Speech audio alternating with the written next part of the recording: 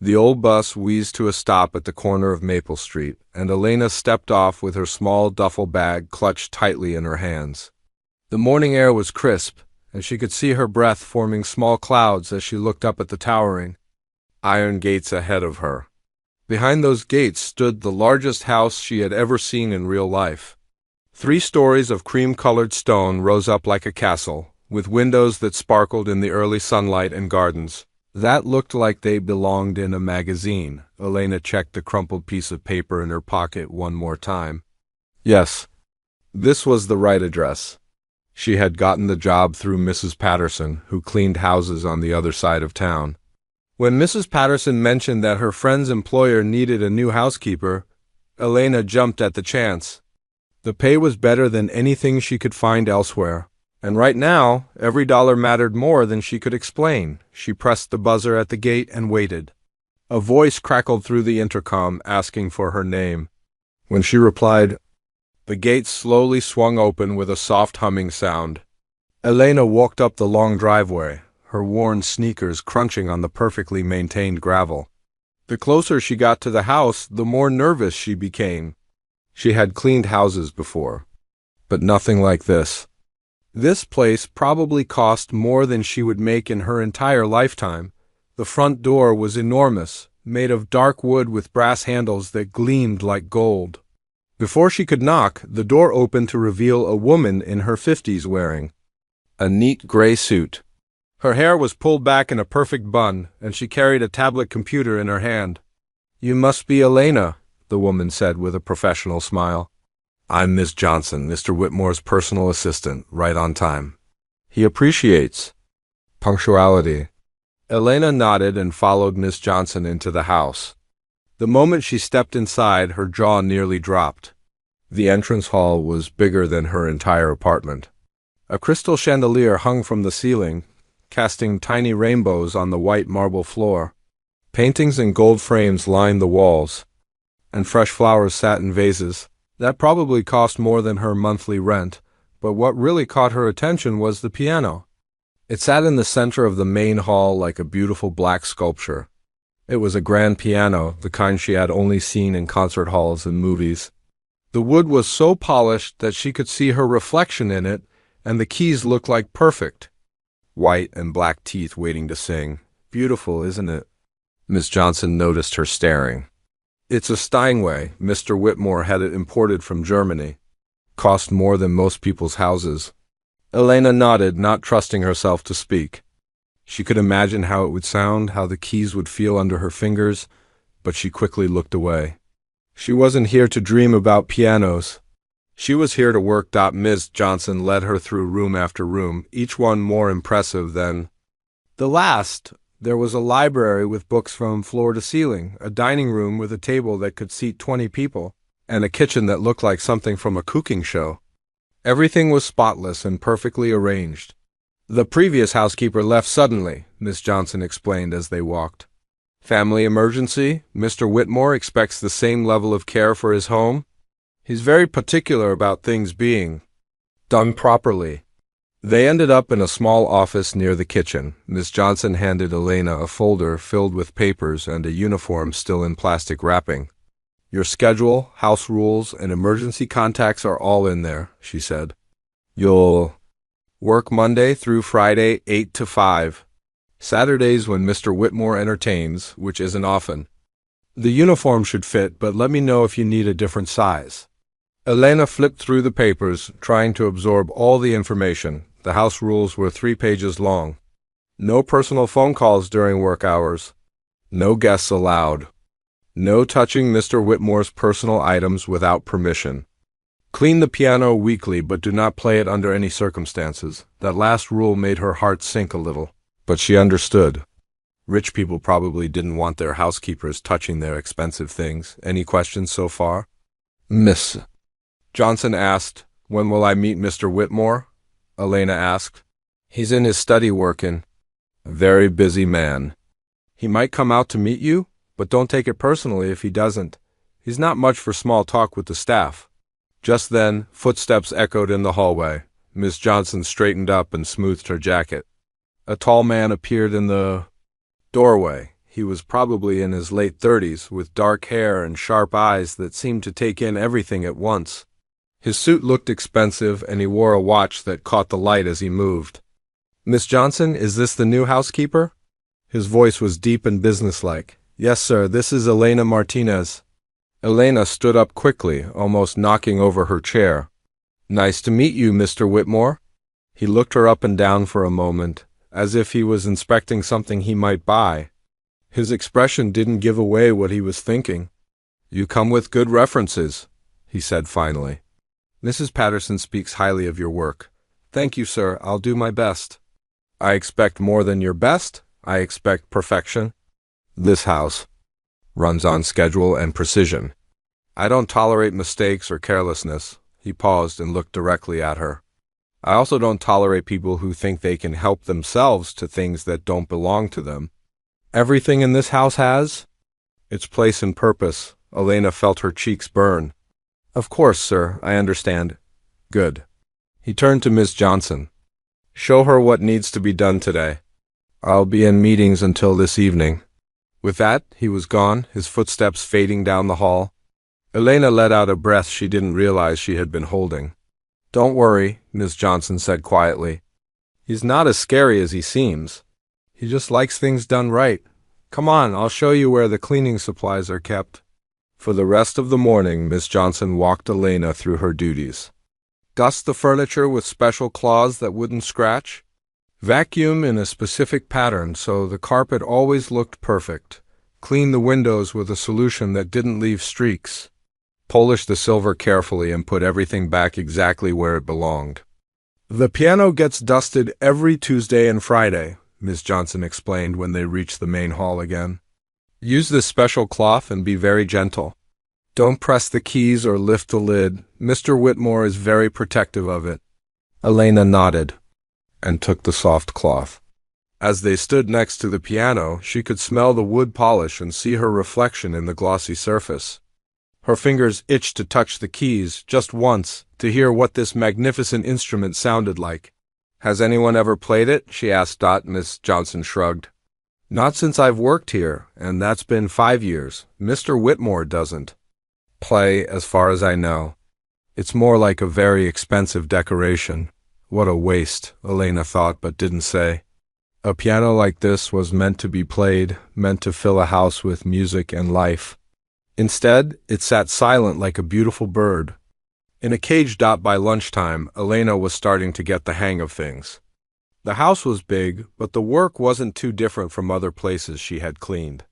The main difference was that everything here was more expensive and required more careful handling. She ate her sandwich in the kitchen, looking out at the garden through the large windows. The afternoon passed quickly.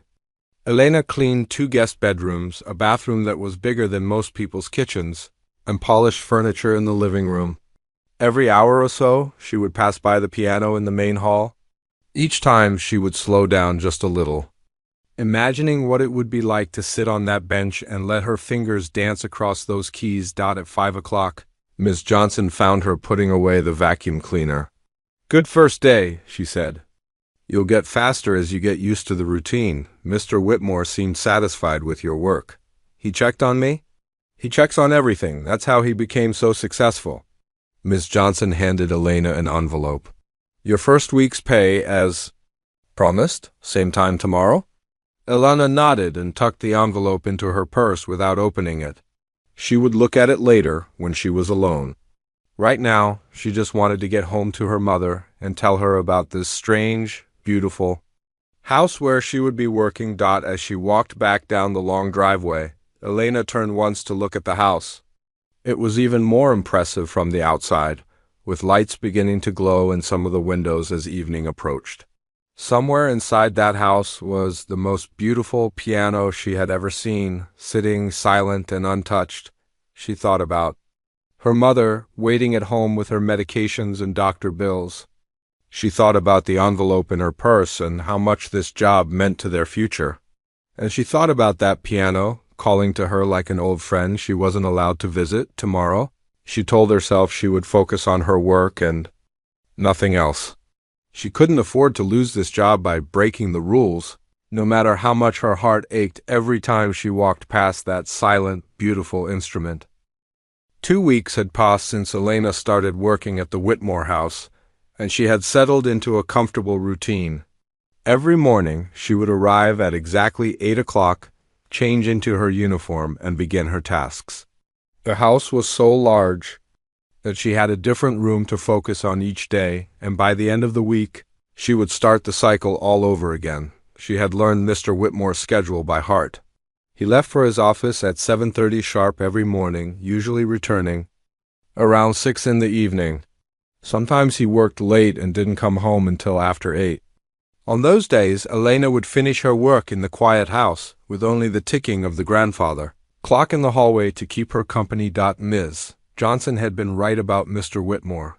He wasn't cruel, but he barely acknowledged Elena's presence. Sometimes she would see him in the morning, drinking his coffee and reading papers on his tablet. He would nod briefly in her direction, but that was usually the extent of their interaction.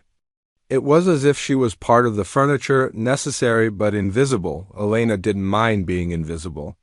It made her job easier, and she had learned to find satisfaction in the small things.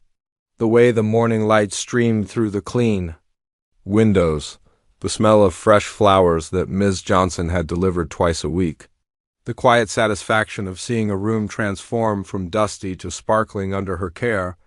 But there was one thing that never stopped calling to her: the piano. Every day she would dust it carefully with the special cloth, running her fingers along its smooth surface. She would polish the bench until it gleamed and make sure there wasn't a speck of dust on the keys. But she never pressed them. She never lifted the lid to see the strings inside. She followed the rules perfectly, even though it broke her heart. A little more each day. The piano was a 1960 Steinway Model D. She had discovered by reading the small gold letters near the music stand. She had looked it up on her phone during lunch break and learned that it was worth more than most people's houses.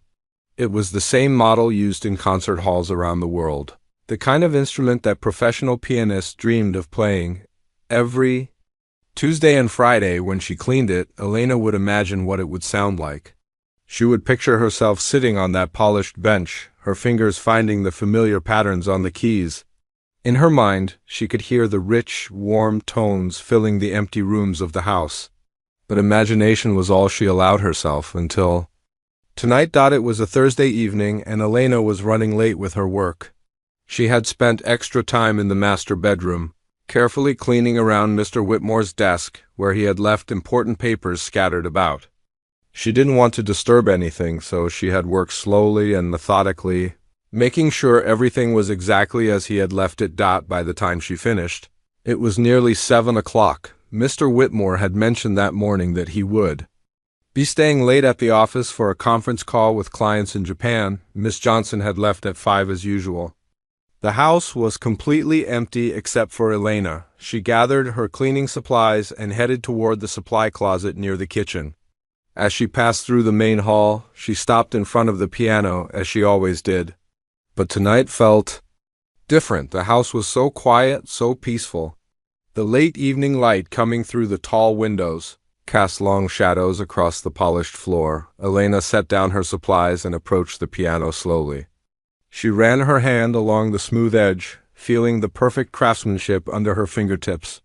What would it hurt to just sit on the bench for a moment? She wasn't going to play anything. She just wanted to know what it felt like to sit at such a beautiful instrument. The bench was positioned at the perfect height. Elena sat down carefully, her hands resting in her lap. From this angle, she could see the keys clearly. They were pristine white and deep black, arranged in the familiar pattern she had known since childhood. Her fingers twitched slightly, remembering the muscle memory of 1,000 hours of practice. She thought about her mother, probably sitting at home watching her evening shows and taking her medications. She thought about the bills that arrived every month, the doctor visits, the prescriptions that cost more than Elena made in a week. She thought about the dreams she had given up, the music school acceptance letter she had torn up, the competitions she would never enter. And then, almost without thinking, Elena's right hand moved to the keys. She pressed middle C very softly, so quietly that the sound was barely a whisper. but even that gentle touch sent a shiver through her entire body. The tone was perfect, rich and warm and full of possibilities. She pressed it again, slightly harder this time, and the sound filled the hall like a gentle bell. Elena looked around, quickly, making sure she was still alone. Her heart was beating fast, but she couldn't stop herself. She pressed a few more keys, playing a simple C major scale. The sound was everything she had imagined and more. Each note was clear and beautiful, hanging in the air for a moment before fading into silence. She tried to stop, but her fingers had their own ideas. Before she knew it, she was playing a simple melody, Für Elise by Beethoven. It was one of the first pieces she had ever learned, and her fingers remembered every note. The music flowed out of her like water, natural and effortless. The hall filled with sound, and Elena closed her eyes, letting herself get lost in the music. For the first time in years, she felt complete. This was who she was meant to be, not a housekeeper, not someone who cleaned other people's homes for money, but a musician, a pianist, someone who could take silence and turn it into something beautiful. She moved from Für Elise to Chopin's Minute Waltz, her fingers dancing across the keys with increasing confidence. The piano responded to her touch like it had been waiting. For her, every note was perfect, every chord rich and full. Elena felt tears running down her cheeks, but she didn't stop playing. The music transported her back to her childhood, to the small apartment where she had practiced on an old upright piano that her grandmother had given her. She remembered her first recital, wearing a white dress and shiny black shoes, playing for an audience of proud parents and grandparents. She remembered her teacher, Mrs. Chun, who had believed in her talent and pushed her to be better. She remembered the day she had decided to give it all up. Elena transitioned into Debussy's Clair de Lune, one of her favorite pieces.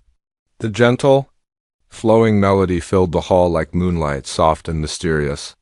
She played with her eyes closed, letting her fingers find their own way across the keys. This was what she had been born to do. This was what she had sacrificed for love and duty. The piece came to its gentle conclusion, and Elena sat in the silence that followed. The last notes seemed to hang in the air, reluctant to fade away. She opened her eyes and looked around the hall, almost surprised to find herself back in the present moment. What had she done? She had broken the most important rule. She had touched Mr. Whitmore's piano, and not just touched it, she had played it. Really played it. If he found out, she would be fired immediately. No explanation, no second chances. She would lose this job that she needed so desperately. But even as the fear crept into her mind, Elena couldn't bring herself to regret what she had just done. For 20 minutes, she had been herself again. She had been the person she was meant to be, the person she had buried under years of sacrifice and responsibility. She stood up from the bench and carefully pushed it back to its exact position. She wiped down the keys with her cleaning cloth, making sure there were no fingerprints or smudges.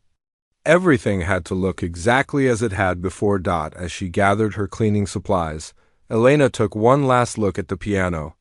It seemed to be waiting patiently for her to return, holding the memory of their music together. She knew she shouldn't do this again. She knew the risk was too great, but she also knew that she would. The music was too much a part of her to ignore. The piano was too beautiful to remain silent. And the feeling of completeness she had just experienced was too precious to give up. Elena finished her work quickly and headed toward the door. As she stepped outside into the cool evening air, she could still hear the music in her head. The melody of Clair de Lune followed her down the driveway and onto the bus that would take her home. She didn't know that Mr. Whitmore's conference call had been canceled. She didn't know that he had returned home early and was walking up to his front door just as the last notes of her music faded away. She didn't know that he had stood frozen on his doorstep, listening to the most beautiful piano playing he had heard in years, and she didn't know that her secret was no longer a secret. Elena arrived at work the next morning with a strange mix of guilt and joy swirling in her chest. She had barely slept the night before, replaying every note she had played on that beautiful piano. Part of her felt terrible for breaking the rules, but another part of her felt more alive than she had in years. The music was still echoing in her mind when she walked through the front door at exactly 8 o'clock. The house seemed different somehow, though she couldn't put her finger on why. Maybe it was because she now shared a secret with it. She had filled those silent halls with music, even if it was just for a few precious minutes. As she changed into her uniform, Elena found herself humming quietly under her breath the opening melody of Clair de Lune. Her first task of the day was to clean the library. It was one of her favorite rooms, with its floor-to-ceiling bookshelves and the warm smell of old leather and paper. She worked methodically, dusting each shelf and carefully cleaning around the hundreds of books. Some of them looked like they were worth more than her monthly salary. As she worked, Elena kept glancing toward the doorway, listening for any signs that Mr. Whitmore was moving around the house. Usually she could hear his footsteps on the marble floors or the sound of his voice when he took phone calls. But this morning the house was unusually quiet around 10 o'clock. As she was putting away her cleaning supplies, Elena heard footsteps approaching the library. Heavy, deliberate footsteps that she recognized immediately. Her heart started beating faster, and she quickly busied herself with organizing the books on the lower shelf. Mr. Whitmore appeared in the doorway, but something was different about him today. Instead of his usual business suit, he was wearing dark jeans and a simple white shirt. His hair looked like he had run his hands through it several times, and there was an intensity in his eyes that Elena had never seen before. "Elena," he said, his voice sharper than usual. "I need to speak with you." She stood up quickly, smoothing down her uniform. "Yes, sir. Is everything all right? Did I miss something in my cleaning yesterday?" He stepped into the library and closed the door behind him. Elena's stomach dropped. In all her years of cleaning houses, she had learned that when an employer closed the door for a private conversation, it was never good news. "Let's talk about what you did yesterday evening," he said, crossing his arms over his chest. Elena felt the blood drain from her face. She opened her mouth to speak, but no words came out. How did he know? She had been so careful to leave everything exactly as she found it. She had wiped down every key, positioned the bench perfectly, made sure. There wasn't a trace of evidence. I don't understand," she stammered. Though they both knew she was lying. Mr. Whitmore walked closer to her, his eyes never leaving her face. "Really? You don't understand? Then let me be more specific. Let's talk about you playing my piano last night." The words hit Elena like a physical blow.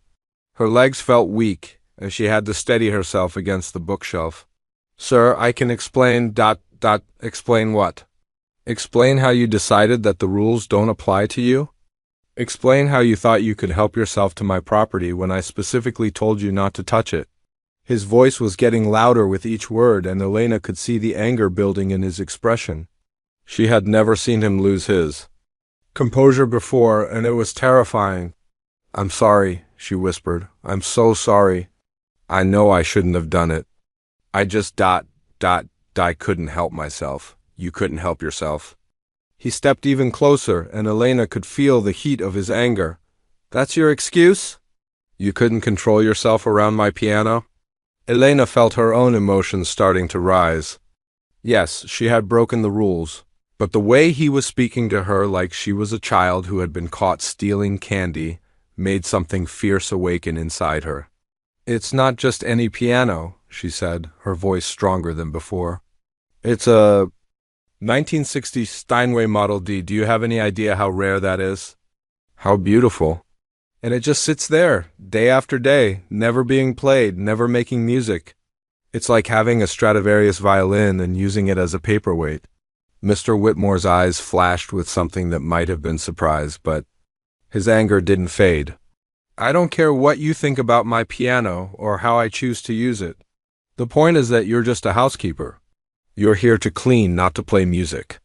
You're here to follow orders, not to make decisions about what should or shouldn't be played.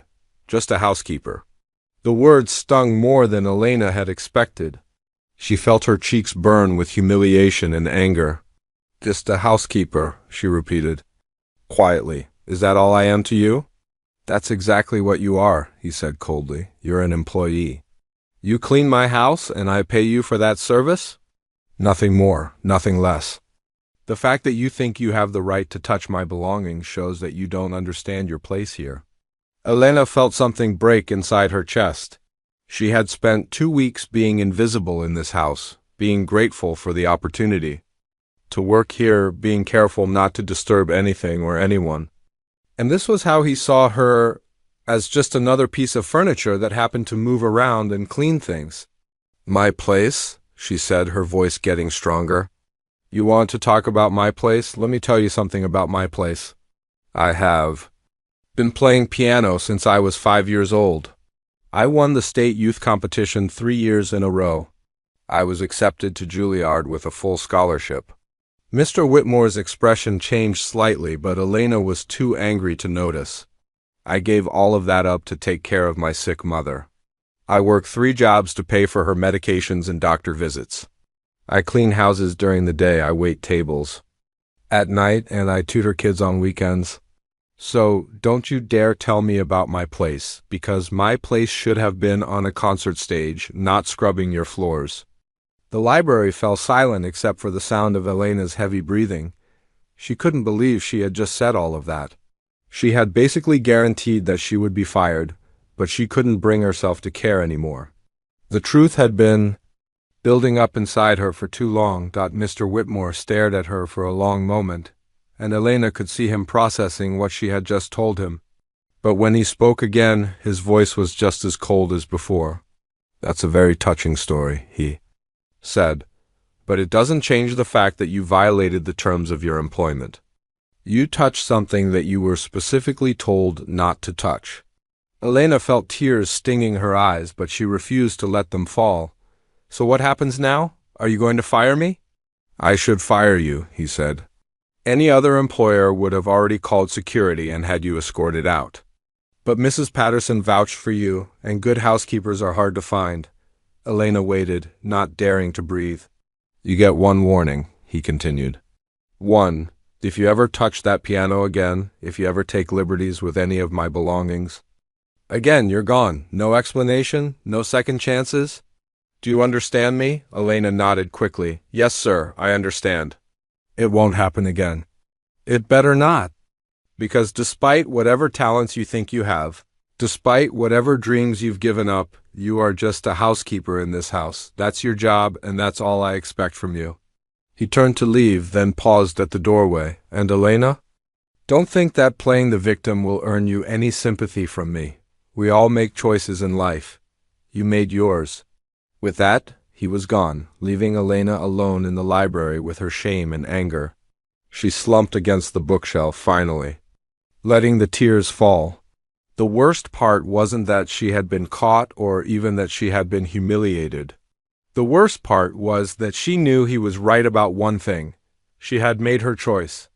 She had chosen her mother's health over her own dreams, and now she had to live with the consequences.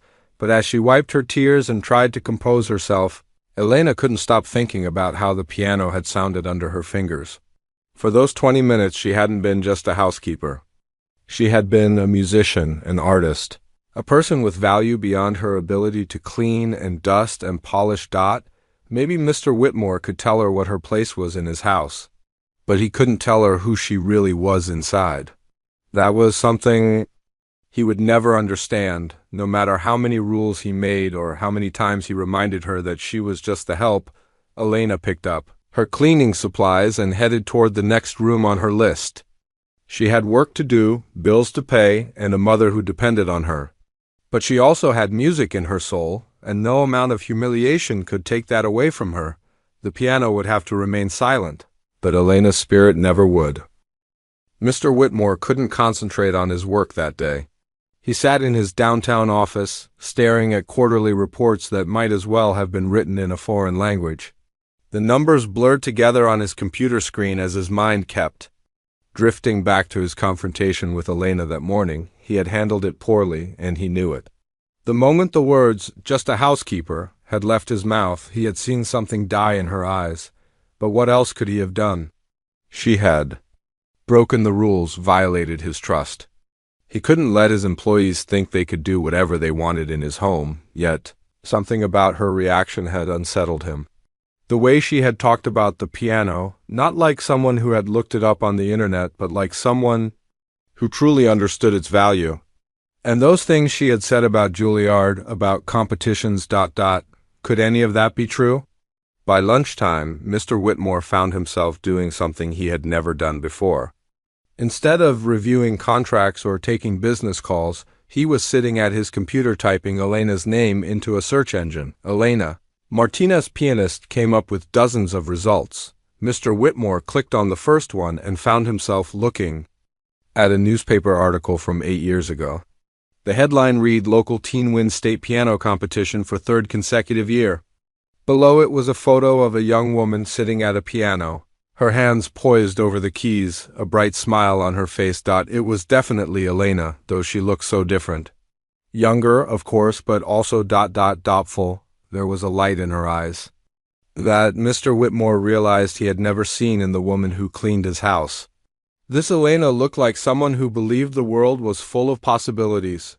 He read the article twice. Elena Martinez, 17, had won the state youth piano competition for the third year running. Her performance of Rachmaninoff's Piano Concerto No. 2 had earned her a standing ovation from the audience and praise from the judges. The article mentioned that she had been accepted to the prestigious Juilliard School of Music with a full scholarship and planned to pursue a career as a concert pianist. Mr. Whitmore sat back in his chair, feeling something uncomfortable twist in his stomach. He clicked on another link, then another. Each article painted the same picture: a talented young woman with a bright future ahead of her. There were photos of her at various competitions, always smiling, always confident, always surrounded by proud family members. The most recent article he could find was from 7 years ago. It was much shorter than the others, just a few lines in the local newspaper's community section. Local pianist Elena Martinez has withdrawn from Juilliard School of Music to care for her ailing mother, Rosa Martinez, who was recently diagnosed with a rare autoimmune disorder requiring extensive treatment. That was it. No follow-up articles, no mention of her returning to music. Elena Martinez, the promising young pianist, had simply disappeared from the public eye. Dr. Whitmore found himself looking up Rosa Martinez next. The search results were mostly medical bills and court documents, things that were public record but painful to read. Hospital stays, specialist appointments, experimental treatments that weren't covered by insurance. The financial records painted a clear picture of a family drowning in medical debt. He closed his laptop and walked to the window of his office, looking out at the city below. People hurried along the sidewalks, each carrying their own burdens, their own stories. How many of them had given up their dreams for someone they loved? How many of them were working jobs that were beneath their talents just to survive? The uncomfortable feeling in his stomach was getting worse. Mr. Whitmore was a successful businessman because he was good at reading people, at understanding what motivated them. But he had completely misread Elena. He had seen her as just another employee, when, in reality, she was someone who had sacrificed her entire future for her family. He thought about the way she had looked at his piano every time she cleaned it. He had assumed it was simple envy or curiosity. But now he understood. It must have been heartbreak. Every day she was forced to dust and polish an instrument that represented everything she had lost, and this morning he had stood in his library and told her she was just a housekeeper. He had dismissed her dreams, her talent, her sacrifice, as if none of it mattered. As if she was nothing more than a cleaning service with legs. Mr. Whitmore returned to his desk and picked up his phone, but then put it down again. What could he say? "Sorry I was cruel to you, but I looked you up online and now I feel bad." That would make things worse, not better.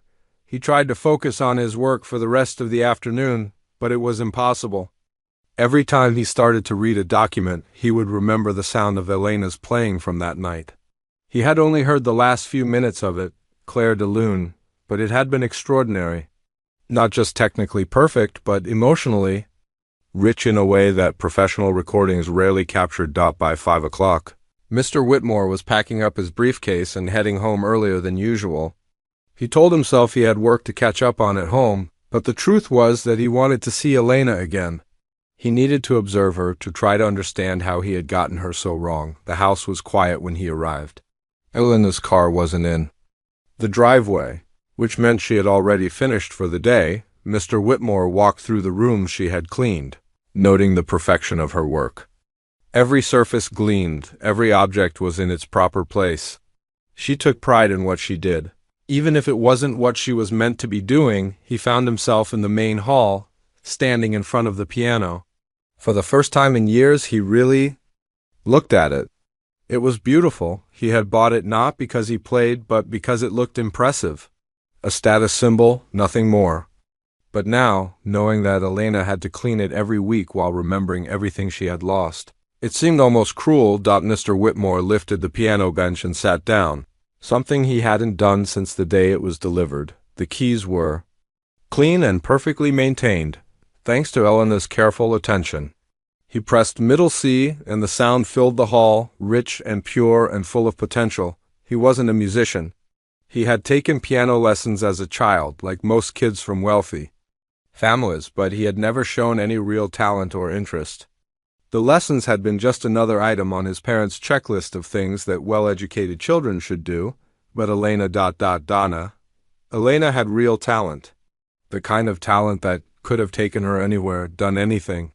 And she had given it all up to take care of her mother. Mr. Whitmore closed the piano and walked to his study. He had some phone calls to make, some research to do. If he was going to fix this situation, he needed to understand it better first. He spent the evening learning about Rosa Martinez's condition. The autoimmune disorder was rare and expensive to treat, but there were new therapies available, if you could afford them. He looked up the costs of the medications, the specialist visits, the ongoing care that would be needed. No wonder Elena was working as a housekeeper. The medical bills alone would consume most people's entire income. The next morning, Mr. Whitmore arrived at the office early and called his personal lawyer. Then he called his financial advisor. By lunchtime, he had put several plans in motion. But the most important conversation would have to wait until he got home. Elena was in the kitchen when he arrived that evening, putting away her cleaning supplies. She looked up when she heard his footsteps, and Mr. Whitmore could see the wariness in her eyes. She was still afraid that he might change his mind and fire her after all. "Elena," he said, keeping his voice gentle, "could I speak with you for a moment?" She nodded and followed him to the living room, her posture tense and alert. Mr. Whitmore gestured for her to sit down, but she remained standing. "I owe you an apology," he began. "What I said yesterday was inexcusable. You're not just anything. You're a talented musician who made an incredible sacrifice for someone you love." Elena's eyes widened in surprise. "How did you ... I looked you up? I should have done that before I hired you, honestly. If I had known about your background, I would have understood why you were drawn to the piano." Elena's cheeks flushed red. "I still shouldn't have played it without permission." "I know. Maybe not. But I also shouldn't have bought a piano that beautiful just to let it sit silent." Mr. Whitmore paused, choosing his words carefully. "I've been thinking about what you said yesterday, about choices and sacrifices. I realize that I don't know anything about real sacrifice. I've never had to give up something I love for someone else." Elena looked down at her hands. "You do what you have to do." "Yes," Mr. Whitmore agreed. "But that doesn't make it any less difficult, or any less admirable." They stood in silence for a moment, and Mr. Whitmore could see Elena trying to process this unexpected turn in their relationship. Yesterday he had been the angry boss reminding her of her place. Today he was... What? She didn't know how to categorize this new version of him. "Elena," he said finally, "I'd like to make you an offer. But I need you to think about it carefully before you answer." Elena stared at Mr. Whitmore, her heart pounding in her chest. The way he was looking at her, with something that almost seemed like respect, was so different from yesterday that she wondered if she was dreaming. But before he could explain what offer he wanted to make, the doorbell rang. "Ah, that must be Richard," Mr. Whitmore said, glancing at his watch. "I forgot he was coming by tonight. We'll have to continue this conversation later." Elena nodded and started to gather her things, but Mr. Whitmore held up a hand. Actually, would you mind staying for a few more minutes? I might need you to prepare some coffee for my guest. Elena had met Richard Thompson once before. He was Mr. Whitmore's business partner, a man in his 50s who wore expensive suits and talked loudly about his money. Everything about him screamed wealth and privilege, from his gold watch to his perfectly styled gray hair. Elena had always found him unpleasant. The way he looked right through her as if she didn't exist. Mr. Whitmore went to answer the door, and Elena could hear voices in the hallway. Richard's laugh was particularly loud and grating, the kind of laugh that came from someone who had never been told no in his entire life. "David, my friend," Richard's voice carried into the living room. "I hope you have that excellent scotch ready. I've had a hell of a day dealing with incompetent people." Elena busied herself in the kitchen, preparing a tray with coffee and some of the expensive cookies that Miss Johnson kept stocked for guests. Through the doorway, she could see the two men settling into the leather chairs in the living room. "So," Richard was saying, "tell me about this new housekeeper of yours. Mrs. Patterson's recommendation, wasn't it? I hope she's better than the last one. At least this one knows enough to stay out of sight." Elena felt her cheeks burn. She was standing less than 20 feet away from them, but Richard was talking about her like she was a piece of furniture. "Actually, Elena is quite remarkable," Mr. Whitmore said, and Elena nearly dropped the coffee pot in surprise. "She has some unusual talents," Richard laughed. "Talents? What kind of talents could a housekeeper possibly have? Making beds? Scrubbing toilets?" Elena carried the tray into the living room, keeping her expression neutral. She set it down on the coffee table between the two men and started to leave, but Mr. Whitmore's voice stopped her. "Elena, would you mind staying for a moment?" "Richard, I'd like you to meet Elena Martinez properly." Richard looked up at her with mild interest, the way someone might look at a new car they were considering buying. "Pleasure, I'm sure. David tells me you're working out well." Elena nodded politely. "Thank you, sir." "You know, David," Richard continued, turning back to his host, "I was just telling my wife about our daughter's piano recital last weekend. Stephanie played beautifully. She's been taking lessons for 3 years now with the best teacher money can buy. Cost me a fortune, but it's worth it to see her develop some culture." Mr. Whitmore poured himself a cup of coffee, but Elena noticed he didn't touch it. "How nice. What does she play?" "Oh, some simple piece by Mozart. Ein klein Nach Musik, I think. The teacher says she has real promise. Might even be ready for more advanced pieces soon." Elena had to bite her tongue. Ein klein Nach Musik wasn't even a piano piece. It was written for strings. But she wasn't about to correct Mr. Thompson. "That's wonderful," Mr. Whitmore said. "I'm sure she's very talented." Richard preened like a peacock. "Oh, she is. The teacher says she's never had a student pick things up so quickly. Of course, good breeding shows, doesn't it? Natural talent runs in families like ours." Elena felt her jaw clench. She had met plenty of people like Richard Thompson, people who thought that money could buy talent. That privilege was the same thing as ability. "Speaking of talent," Mr. Whitmore said casually, "I'd be willing to bet that Elena here could outplay your daughter on any piece you'd care to name." The room fell silent. Elena felt the blood drain from her face as she stared at Mr. Whitmore in shock. What was he doing? Richard burst out laughing. "Your housekeeper? David, that's hilarious. I mean, I'm sure she's very good at what she does, but let's be realistic here. Stephanie has had the best training money can buy." "I'm quite serious," Mr. Whitmore said, his voice calm and steady. "Elena is an exceptionally gifted pianist." Richard looked from Mr. Whitmore to Elena and back again, his expression shifting from amusement to confusion. "You're actually serious, aren't you? Your cleaning lady plays piano?" Elena felt humiliated and angry in equal measure. How dare Mr. Whitmore put her in this position? Yesterday he had told her she was just a housekeeper, and now he was using her as some kind of party trick to entertain his guests.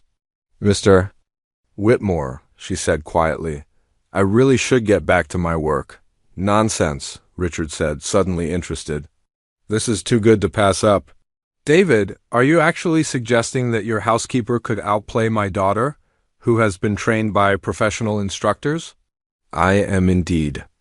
Mr. Whitmore stood up and walked toward the piano. Elena, would you mind demonstrating? Elena felt trapped. She wanted to refuse, to walk out of the room with whatever dignity she had left. But she also couldn't afford to lose this job, and something in Mr. Whitmore's expression told her that this wasn't just about entertainment. I don't think that's appropriate, sir, she said carefully. Richard was grinning now, clearly enjoying the spectacle. Oh, come on, don't be shy. I'd love to hear what passes for musical talent among the working class. The condescension in his voice was the last straw. Elena had put up with years of being looked down on, of being treated like she was invisible or stupid just because she cleaned houses for a living. But she wasn't going to stand here and let this arrogant man insult her abilities. Fine, she said, her voice sharper than she intended. What would you like me to play? Richard rubbed his hands together gleefully. Oh, this is rich. How about something challenging? Can you handle Chopin? Which Chopin? Elena asked calmly. Richard blinked, clearly not expecting that response. Well, how about one of the easier pieces? Maybe a waltz? Elena almost smiled. Richard obviously didn't know much about classical music if he thought Chopin's waltzes were easy. Which waltz specifically? The famous one, the one everyone knows. Elena realized that Richard had no idea what he was talking about. He was just throwing out names he had heard before, hoping to sound impressive. I'll play the Minute Waltz, she said. Waltz in D-flat major, Opus 64, no. 1, Richard nodded enthusiastically. Though Elena could tell he had no idea what those numbers meant, she walked to the piano and sat down on the bench, her hands trembling slightly. This wasn't how she had imagined touching these keys again. She had hoped that maybe someday Mr. Whitmore might give her permission to play quietly in the evenings. She had never imagined being put on display like a trained animal performing tricks, but as her fingers found their positions on the keys, Elena felt her anger transform into something else. This was her chance to show Richard Thompson exactly what real talent looked like.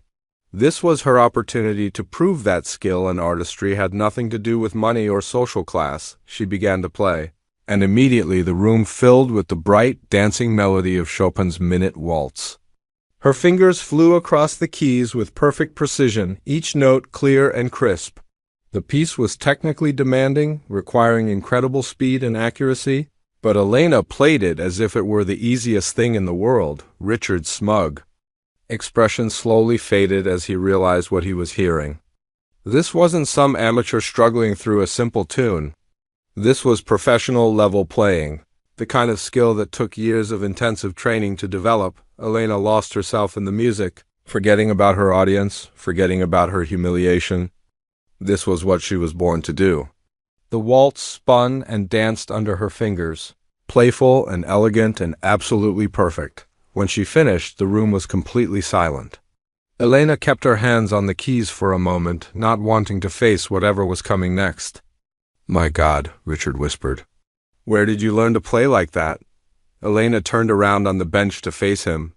The same place your daughter is learning, from professional instructors. The only difference is that I earn my lessons through scholarships and competitions, not through my father's checkbook. Richard's face had gone pale. But you're a housekeeper, yes?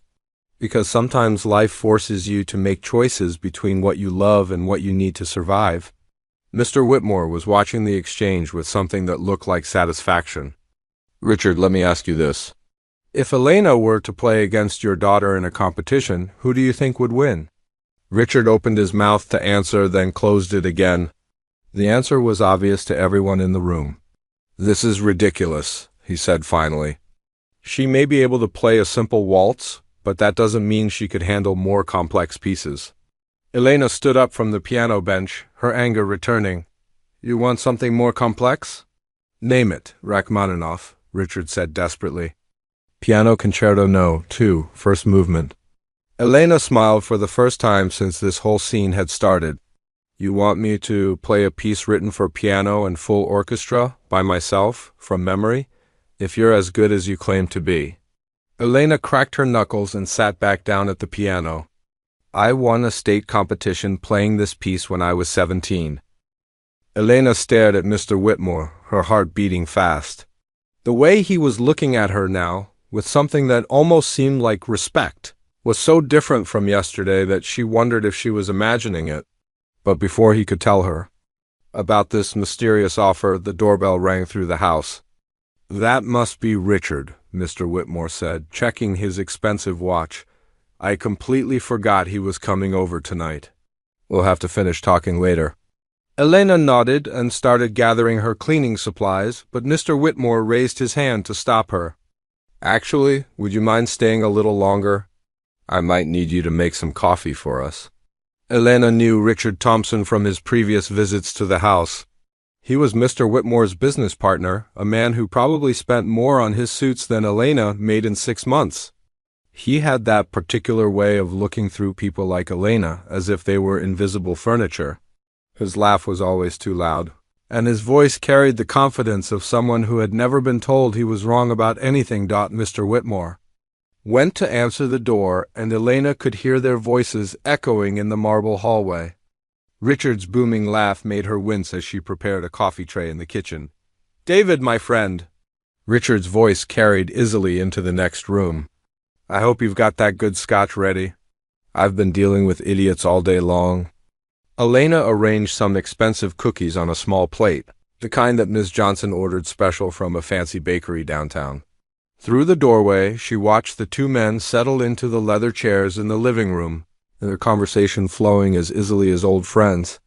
"Tell me about this new housekeeper," Richard was saying, loosening his tie. "Mrs. Patterson recommended her, right? Please tell me she's better than the last one. At least this one seems to know her place and stays quiet." Elena felt her face get hot with embarrassment. She was standing just 20 feet away, but Richard was talking about her like she couldn't hear every word, like she was a piece of equipment they were discussing. "Actually," Mr. Whitmore said, and Elena almost dropped the coffee pot, "Elena is quite extraordinary. She has some very special abilities." Richard laughed so hard he nearly spilled his drink. "Abilities? What kind of abilities could a cleaning lady possibly have? Is she really fast with a mop?" Elena picked up the tray and walked into the living room, keeping her face blank and professional. She set everything down on the glass coffee table between the two men and turned to leave. But Mr. Whitmore's voice stopped her. "Elena, could you stay for a minute?" "Richard, I'd like you to properly meet Elena Martinez." Richard glanced up at her with the same interest he might show a new car he was thinking about buying. Sure. David says you're doing a good job here." "Thank you, sir," Elena replied politely, wondering where this was going. "You know, David," Richard continued, turning back to his host and completely ignoring Elena again, "my daughter had her piano recital last weekend. Little Stephanie played beautifully. 3 years of lessons with the most expensive teacher in the city. Worth every penny to give her some culture, you know?" Mr. Whitmore poured coffee but didn't drink it. Elena noticed his hands seemed tense. "That sounds wonderful. What piece did she perform?" "Oh, some Mozart thing. Ein something or other. Her teacher says she's got real talent. Might be ready for harder pieces soon." Richard puffed up with pride like a balloon. Elena had to bite her tongue hard. Ein Natch music wasn't even written for piano. It was a string piece. But she wasn't about to correct a man who clearly knew nothing about classical music. "I'm sure she's very gifted," Mr. Whitmore said carefully. "Oh, she absolutely is," Richard bragged. "The teacher says she's never seen a student pick things up so fast, but that's good breeding for you, right? Talent runs in families like mine. It's in the blood." Elena felt her jaw clench. She had met dozens of people like Richard Thompson. Over the years, people who thought money could buy talent, who believed that being born wealthy meant being born special. "Speaking of talent," Mr. Whitmore said in a casual voice that didn't fool Elena for a second, "I'd bet good money that Elena here could outplay your daughter on any piece you care to name." The room went completely silent. Elena felt like someone had just thrown ice water over her. She stared at Mr. Whitmore in complete shock. What was he doing? Richard burst into laughter that was so loud it echoed off the walls. Your housekeeper? David, that's the funniest thing I've heard all week. I mean, I'm sure she's good at scrubbing floors, but let's be realistic here. Stephanie has had professional training. I'm completely serious, Mr. Whitmore said, his voice steady and calm. Elena is an incredibly talented pianist. Richard looked back and forth between them, his laughter fading into confusion. Wait, you're not joking, are you? You actually think your cleaning lady can play piano? Elena felt humiliated and furious at the same time. How could Mr. Whitmore do this to her? Yesterday he had reminded her that she was just a housekeeper, and now he was putting her on display like some kind of circus act. Mr. Whitmore, she said quietly, I really should finish my work. No way, Richard said, suddenly very interested. This is too entertaining to stop now. David, are you seriously telling me that your housekeeper could beat my daughter, who's been trained by the best instructors money can buy? That's exactly what I'm saying. Mr. Whitmore stood up and walked toward the beautiful black piano. Elena, would you mind showing Richard what real talent looks like?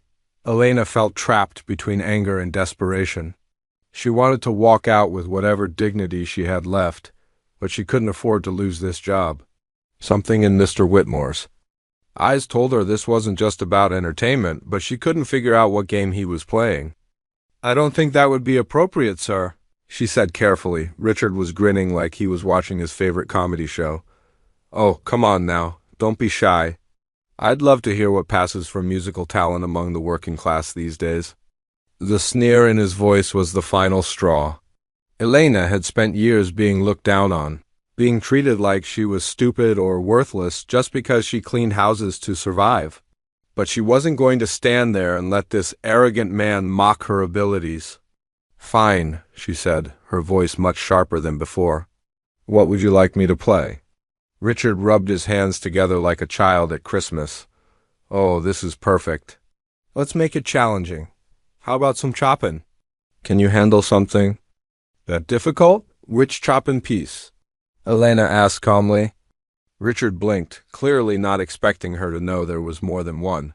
Well, how about something not too hard? Maybe a waltz? Elena almost smiled. If Richard thought Chopin's waltzes were easy, he obviously knew nothing about classical music. Which waltz specifically? The famous one. You know, the one everyone recognizes. Elena realized that Richard was just throwing out names he had heard somewhere, hoping to sound impressive. He had no idea what he was talking about. I'll play the Minute Waltz, she said. Waltz in D-flat major, Opus 64, number 1? Richard nodded enthusiastically.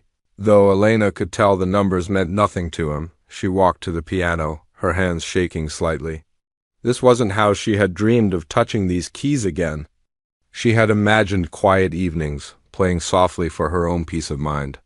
She had never pictured being put on display like a trained animal performing tricks for guests, but as her fingers found their positions on the familiar keys, Elena felt her anger change into something much more powerful. This was her chance to show Richard Thompson what real talent looked like. This was her opportunity to prove that skill and artistry had absolutely nothing to do with money or social position. She began to play, and immediately the room filled with the bright, dancing melody that had made Chopin famous.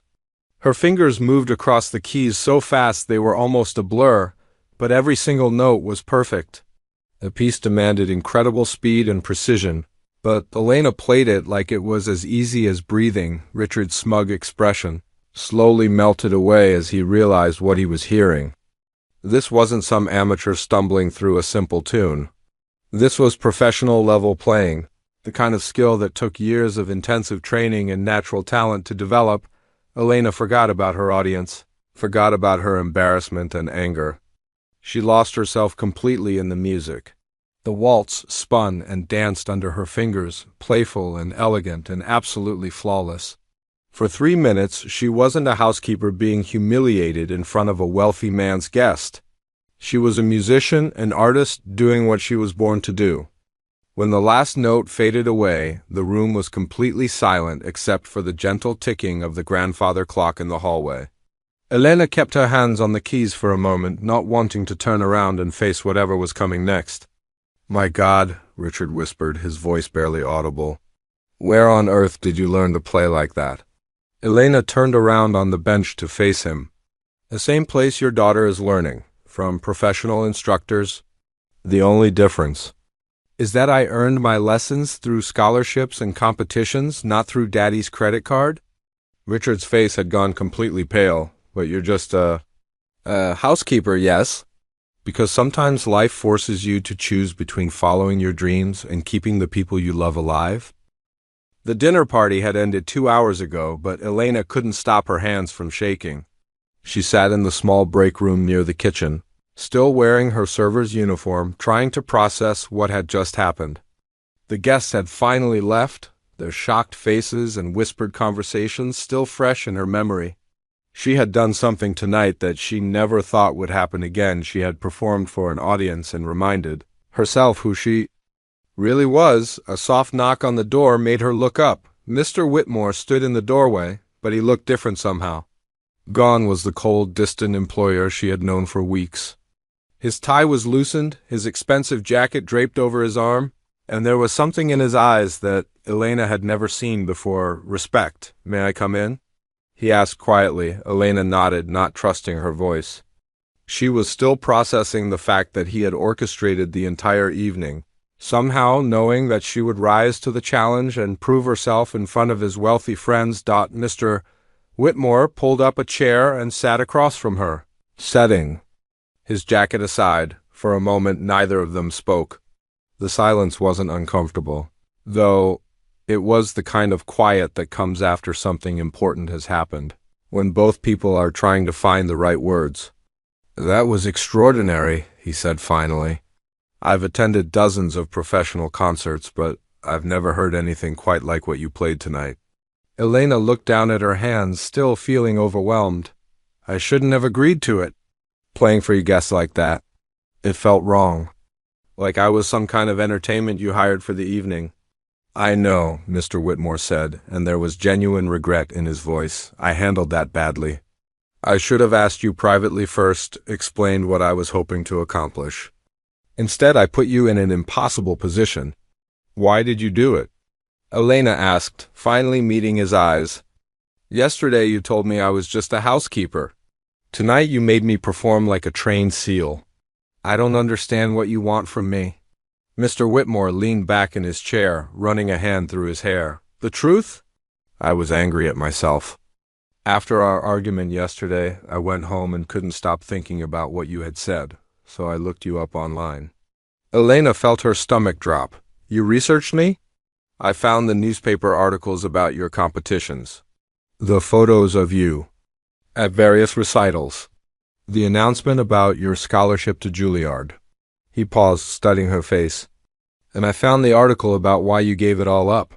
Elena's eyes filled with tears that she quickly tried to blink away. Then you know why I'm here, cleaning your house instead of performing in concert halls. I know that you sacrificed everything. For your mother, Mr. Whitmore said softly. I know that you turned down a full scholarship to one of the most prestigious music schools in the world. I know that you've been working 3 jobs to pay for her medical treatments. The tears Elena had been holding back finally spilled over. She wiped them away quickly, embarrassed to be crying in front of her employer. She has an autoimmune disorder. The treatments are experimental and incredibly expensive. Insurance won't cover most of them. How long has she been sick? 7 years. It started right before I was supposed to leave for school. Elena's voice got quieter. The doctors said she might have 2 years to live without treatment, so I stayed. I got a job, then 2 jobs, then 3. I sold my piano to help pay for the first round of medications. Mr. Whitmore was quiet for a long moment, absorbing this information. You sold your piano? Elena nodded, remembering that painful day. It was an old upright that belonged to my grandmother. Not worth much, but it was all I had. The music store owner felt sorry for me and gave me more than it was probably worth. And you've been working ever since, paying for your mother's care. The treatments are helping, Elena said quickly, as if she needed to justify her choice. She's stable now, and the doctors think she could live a normal lifespan if we can keep up with the medications. It's just expensive. Mr. Whitmore stood up and walked to the small window, looking out at the garden that Elena tended to every week. I owe you an apology that goes much deeper than what happened yesterday. When I hired you, I saw exactly what I expected to see, someone to clean my house and stay out of my way. I never bothered to learn anything about you as a person. Most employers don't, Elena said simply. I'm used to being invisible, but you shouldn't have to be. Tonight, when you played for my guests, you weren't invisible. You were the most remarkable person in that room, and everyone knew it. Elena thought about the faces of the dinner guests as she had played. The initial skepticism had quickly turned to amazement, then to something close to awe. She had seen several people wiping away tears during her performance of Rachmaninoff's Piano Concerto No. 2. Richard looked like he was going to faint. Elena said, with a small smile, remembering Mr. Whitmore's arrogant business partner. Mr. Whitmore chuckled. Richard learned something important tonight about making assumptions based on social class. So did I, frankly. He turned back to face her, his expression serious again. Elena, I want to ask you something, and I need you to be completely honest with me. If money weren't an issue, if your mother's medical bills were taken care of, what would you want to do with your life? Elena didn't have to think about her answer. I'd want to teach music. Maybe perform occasionally, but mostly teach. There are so many kids out there who have talent but can't afford lessons. I'd want to give them the chances I had. Not concert performance? Not the career you originally planned? Elena shook her head. I'm 25 now. The classical music world is incredibly competitive, and I've been away from it for 7 years, but teaching ... I could still do that. I could help other young musicians avoid having to make the choice I made. Mr. Whitmore nodded slowly, as if her answer confirmed something he had been thinking. What if I told you that I've been making some phone calls over the past few days, talking to some people about your mother's condition and treatment options? Elena felt a spike of alarm. What kind of phone calls? I have a friend who's a specialist in autoimmune disorders, one of the best in the country. I asked him to review your mother's medical records. Don't worry. I had my lawyer make sure everything was done properly and legally. Elena stared at him, not sure whether to be grateful or angry. You had no right to. You're absolutely right. Mr. Whitmore interrupted. I had no right. But I did it anyway, because I couldn't stop thinking about what you've sacrificed. And because I wanted to see if there might be better treatment options available. Elena's heart began beating faster. What did he say? He thinks there's a new treatment protocol that could be even more effective than what your mother is currently receiving, and it's about to be approved by the FDA, which means insurance companies will have to cover it. Elena felt like she couldn't breathe. Are you serious? Completely serious. It would mean switching to a different medication regimen, but the results in clinical trials have been remarkable. Some patients have gone into complete remission. Elena put her hands over her face, overwhelmed by the possibility of hope. How long before it's approved? 6 months? Maybe less?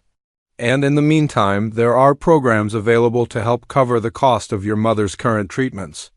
My friend gave me the information for several foundations that provide assistance to families in your situation.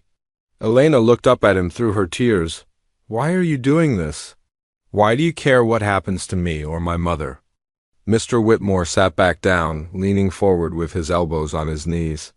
Because tonight I watched you transform my entire living room with nothing but your talent and your heart. Because I realized that I've been living in a house filled with beautiful things that I never really appreciate. Because you made me understand that real value has nothing to do with money. Elena felt more confused than ever. I still don't understand what you want from me.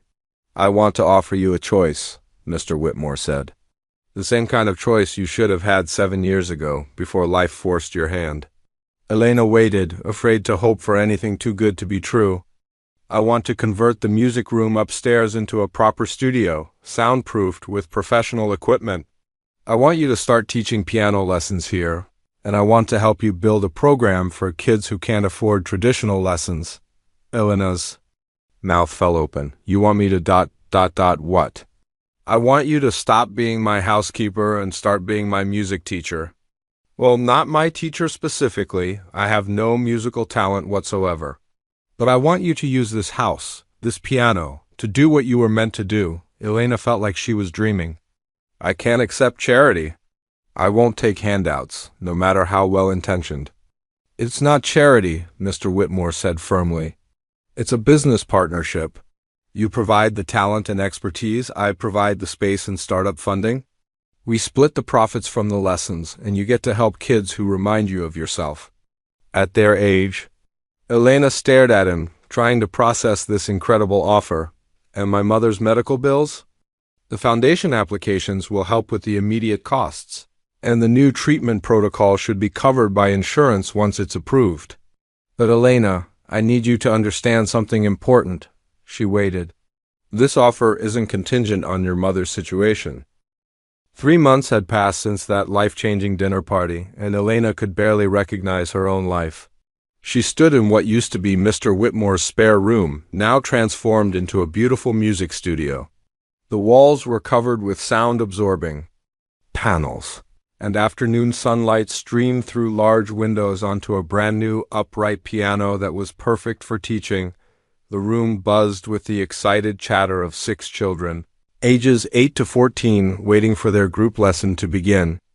Elena smiled as she watched them. Tommy, whose single mother worked 2 jobs but managed to scrape together enough for lessons. Maria, whose grandmother had driven an hour from the other side of town. Jake, who had been getting into trouble at school until music gave him something positive to focus on. All right, everyone, Elena called out, clapping her hands softly. Let's start with our warm-up scales. The children gathered around the piano, some sitting on the bench, others standing nearby. Elena had discovered that group lessons worked better for some students. They learned from each other, encouraged each other, and made the whole experience more fun and less intimidating. As the lesson progressed, Elena felt that familiar joy that came from watching someone discover their musical abilities. Maria was playing a simple Mozart piece with increasing confidence while Tommy was working on a jazz arrangement that made his eyes light up. Each child was different, with different strengths and interests, but they all shared that spark of curiosity that Elena remembered from her own childhood. After the group lesson ended and the children had been picked up by their parents, Elena had 30 minutes before her next student arrived. She walked downstairs to the main hall, where the grand piano still sat in its place of honor. But now, instead of being a silent monument to wealth, it was regularly filled with music. Elena sat down at the bench and began playing one of her favorite pieces, Debussy's Clair de Lune. The notes flowed through the house like water, soft and peaceful. She had been practicing this piece for a special performance next week at the local community center, a fundraising concert for families dealing with medical expenses. That never gets old. Came a voice from behind her. Elena turned to see Mr. Whitmore standing in the doorway, listening with a smile on his face. Over the past 3 months, their relationship had evolved into something neither of them had expected. He was no longer her employer in the traditional sense, and she was no longer just his housekeeper. They had become business partners and, more surprisingly, friends. How did the meeting with the school board go? Elena asked, finishing the piece and turning around on the bench. Mr. Whitmore's smile grew wider. They said yes. The after-school music program is approved for the fall semester. We'll have access to Lincoln Elementary's music room 3 days a week, and they're providing transportation for the kids. Elena felt her heart skip with excitement. This had been their biggest project yet, creating a free music program for children whose schools had cut their arts funding. Really? They approved the whole proposal? Every bit of it. Free lessons, instrument rental, even the small recital at the end of each semester. Mr. Whitmore pulled out a chair and sat down. Elena, do you realize what you've accomplished in just 3 months? Elena looked around the room that had become the center of her new life. We've accomplished. I couldn't have done any of this without your support. It was true. Mr. Whitmore had kept his word about everything. He had helped her navigate the foundation applications for her mother's medical expenses, which had reduced their monthly bills by more than half. The new FDA-approved treatment was showing remarkable results, her mother's energy was returning, and her latest blood work showed significant improvement. Even more importantly, he had helped Elena rebuild her confidence in herself as a musician and teacher. The converted studio had become her sanctuary, a place where she could share her love of music with others while earning a living that didn't require her to be invisible. "I have some news," Mr. Whitmore said, his tone becoming more serious. "I got a call this morning from Dr. Harrison." Elena's stomach tightened. Dr. Harrison was the specialist who had been overseeing her mother's new treatment. What did he say? "Your mother's latest test results show that the disease markers are at the lowest levels they've been in 7 years. He's cautiously optimistic that she might be able to maintain this improvement with a much less expensive maintenance medication." Elena felt tears spring to her eyes. "Are you serious?" "Completely serious. He wants to see her again in 3 months. But if the levels stay stable, she could potentially reduce her treatments from 3 times a week to once a month." Elena stood up from the piano bench so quickly that she nearly knocked it over. Without thinking, she threw her arms around Mr. Whitmore in a hug that surprised both of them. "Thank you," she whispered. "Thank you for believing in me when I had stopped believing in myself." Mr. Whitmore awkwardly patted her back, clearly not used to such displays of emotion. "You did this, Elena. You never gave up, even when life made things impossibly difficult." Elena stepped back, wiping her eyes and laughing at herself. "Sorry. I didn't mean to attack you with a hug. I can't believe how much everything has changed. Don't apologize. I'm not exactly used to good news making people want to hug me, but I think I could get used to it." They were interrupted by the doorbell, signaling the arrival of Elena's next student. Through the window, Elena could see Mrs. Chun walking up the driveway with her 8-year-old grandson, David. Mrs. Chun had been Elena's own piano teacher years ago, and when she heard about the new program, she had immediately signed up her grandson. "That's David Chun," Elena explained. "His grandmother was my teacher when I was his age." Mr. Whitmore raised an eyebrow. "The teacher who helped you win all those competitions? The very same." "She says David has natural talent, but his parents weren't sure they could afford lessons. When I told her about our sliding scale payment system, she cried." Elena went to answer the door, greeting Mrs. Chun with a warm smile. The elderly woman looked around the grand hallway with obvious approval. "Elena, dear, this place is even more beautiful than you described. And that piano ... Mrs. Chun's eyes lingered on the Steinway. "It's magnificent. David, are you ready?" "For your lesson?" Elena asked the shy boy hiding behind his grandmother. David nodded enthusiastically. He had been taking lessons for 6 weeks now, and his progress was remarkable. Elena had a feeling that he might have the kind of talent that could take him far, if he wanted to pursue it. As Elena led David to the studio, Mrs. Chun pulled her aside. "I'm so proud of you," she said quietly. "When I heard what you had given up to care for your mother, my heart broke. But look at you now. You found a way to come back to music and help others at the same time." "I had good teachers," Elena replied. Squeezing her former instructor's hand during David's lesson, Elena found herself thinking about the journey that had brought her to this moment. 7 years ago, she had believed that choosing her mother's health meant giving up music forever. She had thought that sacrifice meant losing herself completely, but sitting here, watching David's face light up as he successfully played through a simple piece, Elena realized she had been wrong about what sacrifice meant. She hadn't lost herself. She had simply found a different way to be herself. After the lesson ended and Mrs. Chun and David left, Elena found Mr. Whitmore in his study, working on his laptop. "I've been thinking about something," she said from the doorway. He looked up from his computer. "What's that?" "The fundraising concert next week. I want to dedicate my performance to you." Mr. Whitmore looked genuinely surprised. "That's not necessary, Elena." "Yes, it is. 3 months ago, I was cleaning your piano every week and dreaming about what it would be like to play it. Now I'm teaching music, helping kids discover their talents, and my mother is getting better. That's not a coincidence." Elena stepped into the study and sat down across from his desk. You gave me something more valuable than money or job security.